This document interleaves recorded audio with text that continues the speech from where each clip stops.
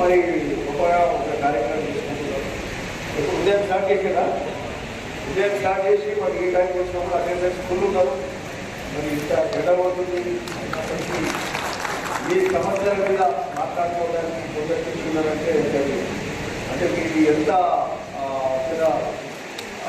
అభిప్రాయమో, ఈ సమస్యలు ఎంతటి ఇబ్బందికరమో అవన్నీ మీద మేము కూర్చొని మాట్లాడుతున్నాం.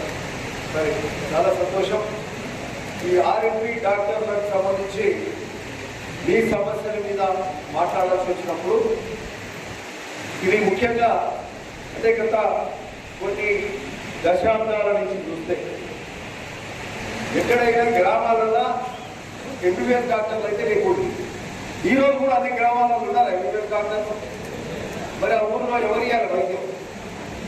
జ్వరం వచ్చింది, లేకపోతే ఏదైనా కానీ చదవండి, లేకపోతే ఇంకేదైనా కానీ వైద్యానికి సంబంధించిన సూచనలు, మందులు ఇవ్వడము, దానికి సంబంధించిన డయాగ్నోసిస్ ఎట్లా చేయాలి, ఏ విధంగా ట్రీట్మెంట్ చేయాలి, వాళ్ళకు సంబంధించిన వాళ్ళకు వీలైనంత వాళ్ళ అనుభవాన్ని బట్టి వాళ్ళు కూడా ఎంబీబీఎస్ డాక్టర్ల దగ్గరనే ప్రాక్టీస్ చేసి వాళ్ళకి సంబంధించి ఎప్పుడైతే శిష్యరికంగా తప్పకుండా అమ్ముతారు. మొత్తం చదువుకున్న దానికంటే కూడా ఒకసారి ఎక్స్పీరియన్స్ తోటి కూడా ఎంతో వస్తారు. మరి ఆ ఎక్స్పీరియన్స్ తోటి మీరు నేర్చుకున్న దానితో గ్రామాలల్లో మీరు మరి వైద్య సాయం చేస్తున్నప్పుడు ఇది చిన్న విషయంగా గొప్ప విషయంగా భావిస్తున్నాం. ప్రభుత్వాలు చేయాల్సిన అంశం, ప్రభుత్వాలు ప్రతి దగ్గర మరి ఓ డాక్టర్లను ఏర్పరచాలి. అనేక సంవత్సరాల నుంచి ఆ కార్యక్రమం జరగదే, అది మీరు చేస్తున్నారు. మీరు చేస్తూ ఆ గ్రామాలలో వైద్యం ఇస్తూ మీ యొక్క మరి ఏమంటారు మీ యొక్క ఉపాధి కూడా మీకు సంబంధించిన మీ కాళ్ళ మీద మీరు నిలబడుతూ ఒక వైద్య వృత్తిలో మంచి వృత్తిలో మీరు కూడా కొనసాగుతున్నందుకు మీ అందరికీ కూడా అభినందిస్తున్నాం. మా ఊరే చెప్తా, నేను మా ఊరి ఉండగా డాక్టర్ వీరనారాయణ మా మదర్కి ఎప్పుడు ఇబ్బంది వచ్చినా చక్కగా వీరనారాయణ డాక్టర్కి ఫోన్ చేసి ఆయన ఏం పంపిస్తే ఆ మంది తీసుకోలేదు. అంటే ఆయన మందులు ఇచ్చేది తక్కువ, ఎక్కువ సీనియర్స్ ఉంటే హైదరాబాద్ ఫలానా డాక్టర్ దగ్గర రావాలని చెప్పేది. అంటే ఆ మాత్రం కూడా లేకపోతే ఇబ్బందే కదా. సో ఇట్లాంటి సంబంధం అంటే మా ఓను నా కుటుంబ మా మదర్ పరిస్థితి నేను చెప్తున్నాను. సో తప్పకుండా అంటే మరి మేము చిన్న కుటుంబం నుంచి కూడా వచ్చిన వాళ్ళని కాదు కదా, రైతు కుటుంబం మంచిగా బతికిన వాళ్ళే.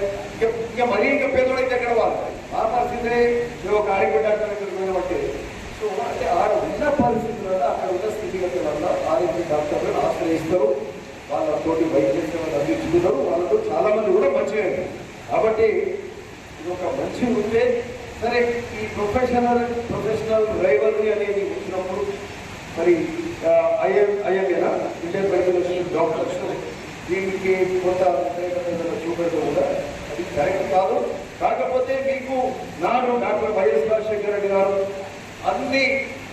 ఎన్నో సంక్షేమ కార్యక్రమాలు, అభివృద్ధి కార్యక్రమాలు చేసిన ఆయన డాక్టర్ రాజశేఖర రెడ్డి గారు మీకు కూడా నాకు చాలా సంతోషం అనిపించింది. మీకు కూడా ఆయన ఒక ట్రైనింగ్ పెట్టి దాదాపు సగం మంది ట్రైనింగ్ ఇచ్చిండు.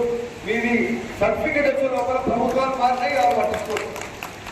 అంటే ఆయన రాజశేఖర రెడ్డి గారు ఏం చేసి ఏది ఇచ్చినా ఏదే ఆలోచన చేసాడు, ఆలోచన ప్రకారం చేసాడు. మీకు ట్రైనింగ్ ఇస్తే సర్టిఫికేట్ ఇస్తే అప్పుడు ఎవరు కూడా ఇక కంప్లైంట్ చేయాలి.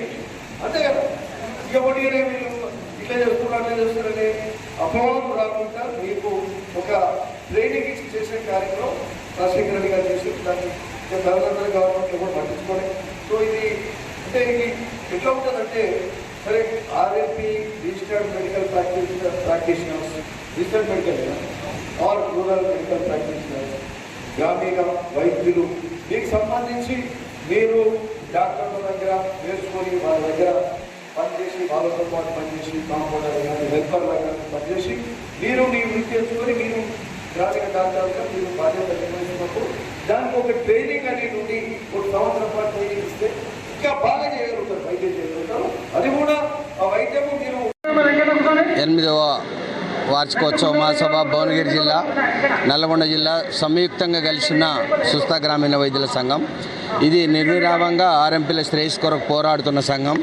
దీనికి తోడు 19 ఏళ్ళ నుంచి పోరాడుతున్నాం. దానికి తోడు పోరాడి వైఎస్ రాజశేఖర రెడ్డి గారి గవర్నమెంట్లో మేము 429 జీవో తెచ్చుకున్నాం. ఆ 429 జీవోను పునరుద్ధరించి మాకు 1 సంవత్సరం ట్రైనింగ్ ఇచ్చారు.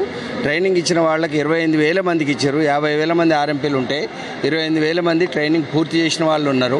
వాళ్లకు సర్టిఫికేట్ ఇవ్వలే, చేయని వాళ్ళకు కూడా సర్టిఫికేట్ ఇవ్వలేదు. దీన్ని మేము గవర్నమెంట్ దృష్టికి తీసుకెళ్తున్నాం. చేసిన వాళ్ళని కూడా ఈరోజు దొంగల లెక్క చిత్రీకరిస్తున్నారు. అది national medical council, TSC medical council ఆర్ఎంపీల మీద దాడులు చేసి కడు బీద వాళ్లకు వైద్యం అందకుండా బెదిరింపులతోటి ఆర్ఎంపీలకు గ్రామాలలో వైద్యం అందకుండా చేసి ఈరోజు కార్పొరేట్ వ్యవస్థ ఎట్లా ఉందనేది మీ అందరికీ తెలిసిన విషయం. విలేకరుల గారికి మీ అందరు కూడా ఒక హాస్పిటల్కు అడుగు పెడదామంటే 1000 కావాలి.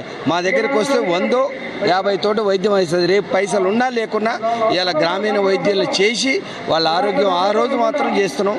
మా నుంచి కానీ వైద్యాన్ని పెద్ద హాస్పిటల్కి పంపడం జరుగుతున్నది. ఈ విధంగా మేము గ్రామీణ సర్వీస్ చేస్తుంటే సర్వీస్ వద్దు మాకనే ఉద్దేశంతో పెద్ద హాస్పిటల్ వీళ్ళు లేకుంటే మా హాస్పిటల్ మొత్తం నడుస్తాయనే ఆలోచనతో ఇలా టీఎస్ఎంసీ, నేషనల్ మెడికల్ కౌన్సిల్ ఒక కంకణం కట్టుకొని గ్రామీణ వైద్యులకు కడు బీద వాళ్లకు వైద్యం దూరం చేసే దిశగా ప్రయాణం చేస్తున్నాయి. ఇది మంచి చర్య కాదు. అందుకొరకే మేము ఇవాళ రేవంత్ రెడ్డి గారిని కలిసినాం, ముఖ్యమంత్రి గారిని కలిసినాం. మన కన్సల్టెంట్ మినిస్టర్ మన రాజనరసింహ గారిని కలిసినాం, హెల్త్ మినిస్టర్ గారిని ప్రతి ఒక్కరికి మొరపెట్టుకున్నాం. గవర్నర్ కూడా మొరపెట్టుకున్నాం. అతి తొందరలో కూడా మాకు ముఖ్యమంత్రి గారు ఆశాజనకం ఉంది. వారు తప్పకుండా జీవోను పునరుద్ధరించి మా అందరికి కూడా ట్రైనింగ్ ఇచ్చి మాకు సర్టిఫికేట్ ఇస్తున్న ఆలోచనతో ఇవ్వకపోతే ఈరోజు కూడా ధర్నా చేసి గవర్నమెంట్కి కూడా తెలియజేస్తామని కూడా సభాముఖంగా మరోసారి తెలియజేస్తూ హెచ్చరిస్తున్నానని కూడా విన్నవించుకుంటున్నాను. మెడికల్ మాఫియాకి మీరు ఏమైనా హెచ్చరిస్తుందా? నేను వెనుక ఉండి ఈ ఆర్ఎంపీలేగిన లేకుంటే ఇవాళ కార్పొరేట్ హాస్పిటల్ వ్యవస్థ నడుస్తుందన్న ఆలోచనతోటే వాళ్ళు ఇవాళ గ్రామీణ కడు బీద వాళ్ళకు వైద్యం అందకుండా దిశగా ఇవాళ టీఎస్ఎంసీ కానీ, నేషనల్ మెడికల్ కౌన్సిల్ కానీ, ఐఎంఏ కానీ వాళ్ళు కంకణం కట్టుకొని గ్రామీణ వైద్యాన్ని దూరం చేస్తారు, కడు బీద వాళ్ళకు దూరం చేస్తారు. అదే కార్పొరేట్ హాస్పిటల్కి పోతే దోసుకోవాలన్న ఆలోచనతో ఉన్నది తప్ప వేరే కాదు. మేము ఎవరిని కూడా ఈరోజు ఎక్కడ కూడా ఒక 1000 రూపాయలైన బిల్లులు లేవు మా దగ్గర. 400, 500, 600 తోటి సరిపోతున్న వైద్యాన్ని ఇవాళ కార్పొరేట్ హాస్పిటల్ పోతే 1000 దోసుకుంటారు. వాళ్ళు ఏదో ఆలోచించి కంకణం కట్టుకుంటారు. కానీ మేము వాళ్ళ మీద కక్ష కాదు. వాళ్ళు ఆదిన కొమ్మలే, మేము ఎక్కడి నుంచో పుట్టుకొచ్చిన కొమ్మలు కాదు. వాళ్ళు మమ్మల్ని పిచ్చోళ్ళు చేస్తారు, దొంగలు చేస్తారు. వాళ్ళు దొంగలు అయితే మేము దొంగలు అవుతాం. వాళ్ళ దగ్గర నేర్చుకున్న పనే ఇది. ఎక్కడి నుంచో పిచ్చుకొని ఇవాళ మమ్మల్ని పిచ్చి మొక్కల లెక్క చిత్రిస్తుంటే అది కరెక్ట్ పద్ధతి కాదు. వాళ్ళు నేర్చుకున్న కొమ్మలు వాళ్ళని గౌరవిస్తున్నాం. ఈ తారీఖు దాకా కూడా గౌరవించడం. అది మమ్మల్ని గౌరవించిన నాడు, మమ్మల్ని ఏదైనా చేసిన నాడు మాత్రం మా సంఘ తరఫున మేము వాళ్ళకి ఏం చేయాలో మా తడాక మేము చూపిస్తామని కూడా సభాముఖంగా మరోసారి తెలియజేస్తాం. కీర్తిశేషులు వైఎస్ రాజశేఖర రెడ్డి గారు 2004లో మాకు ఆర్ఎంపీ వ్యవస్థని, ఆయన స్వయాన డాక్టర్ కావడం వల్ల ఆర్ఎంపీ వ్యవస్థను ఒకటి పల్లెటూరులో, మారుమూల గ్రామంలో, చీమ దూరం చిట్టడవిలో, కాకులు దూరం కాడవిలో వైద్య సేవలు అందిస్తున్న ఏకైక ఒక వ్యవస్థ ఆర్ఎంపీ వ్యవస్థ. ఇలాంటి వ్యవస్థని ఆయన గుర్తించి స్వయాన డాక్టర్ వైఎస్ రాజశేఖర రెడ్డి కావడం వల్ల కీర్తిశేషులు ఆయన మాకు విశేష సేవలు అందించారు. మమ్మల్ని 1 సంవత్సరం పాటు నల్లగొండ జిల్లా, మన జిల్లా ఉమ్మడి జిల్లా తరపుగా ఒక జిల్లా వైద్య హాస్పిటల్లో మాకు అందరికీ సంవత్సరం కాలం పాటు ట్రైనింగ్ ఇచ్చి వీళ్ళకు ఫస్ట్ ఎయిడ్ ప్రాథమిక చికిత్స చేసుకోవడానికి ఆయన స్వయంగా సర్టిఫికేట్ జారీ చేయడానికి ఆయన సన్నద్ధమయ్యి జీవో జారీ 229 జీవో జారీ చేసి ఆయన మాకు పూర్తి చికిత్స విధానాన్ని, ప్రాథమిక చికిత్స విధానం ఏ విధంగా చేయాలి, మారుమూల వ్యవస్థలో ఎంబీబీఎస్ డాక్టర్లు అవైలబుల్ లేని, ఒక సౌకర్యం లేని వ్యవస్థని మనం పటిష్టంగా చేయడం వల్ల వీళ్ళు ఇంకా మంచి వైద్యము గ్రామీణ ప్రాంతాలు అందిస్తారు. కాబట్టి వాళ్లకు మంచి శిక్షణ ఇచ్చి మనం వాళ్ళ నుంచి వైద్య సేవలు పుచ్చుకోవాలని రాజశేఖర రెడ్డి గారు మాకు 1 సంవత్సరం కాలం పాటు ట్రైనింగ్ ఇచ్చారు. కానీ ఈరోజు ఈ తర్వాత వచ్చిన ఆయన అనుకోని పరిస్థితుల్లో ఆయన స్వర్గస్థులైనారు. ఆయన పోయిన తర్వాత వచ్చిన ప్రభుత్వాలు అందరూ హామీ ఇచ్చారు చేస్తామని. ఇంతవరకు మా హామీ అంటే 2004 నుంచి 2025 కోసం మీరు చేసే పోరాటం ఏంటి? మా పోరాటం ఏంటంటే మేము సంవత్సరం కాలం పాటు రోజు 100 కిలోమీటర్ నల్గొండ జిల్లా పోయి మేము ట్రైనింగ్ పొందినాము. మాకు సర్టిఫికెట్లు ఇంతవరకు జారీ చేయలేదు. మాకు ఎవరో ఇవ్వలేదు సర్టిఫికేట్. స్వయాన ప్రభుత్వమే మాకు ట్రైనింగ్ ఇచ్చింది. మా ట్రైనింగ్ ఇచ్చినప్పుడు సర్టిఫికేట్ ఇచ్చే బాధ్యత ఉందా లేదా గవర్నమెంట్కు? తర్వాత వచ్చిన ప్రభుత్వాలు పూర్తి హామీ ఇచ్చినాయి మాకు. కానీ ఇంతవరకు ఏ ఒక్క గవర్నమెంట్ కూడా మేము సంవత్సరం కాలం ట్రైనింగ్ చేశాము, సర్టిఫికేట్ పొందే అర్హత మాకు ఉన్నది, అయినా కూడా మాకు సర్టిఫికేట్ ఇవ్వకపోవడం వల్ల మాకు ప్రభుత్వాలు మోసం చేసినట్టే కదా. పరిస్థితుల్లో ఆ జీవోను పునరుద్ధరించి మేము ఇదివరకు ట్రైనింగ్ చేసిన వాళ్లకు ప్రాథమిక చికిత్స మాకు ఎంబీబీఎస్ ఇవ్వడం అని అడగట్లేదు.